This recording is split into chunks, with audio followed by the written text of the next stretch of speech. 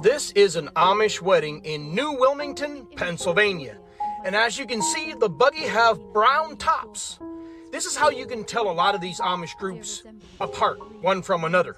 Some have yellow tops, some have brown tops. Lancaster, Pennsylvania, there's a group that have gray tops. My group that I grew up in is black tops. And this is what you can use to kind of identify which group they're from.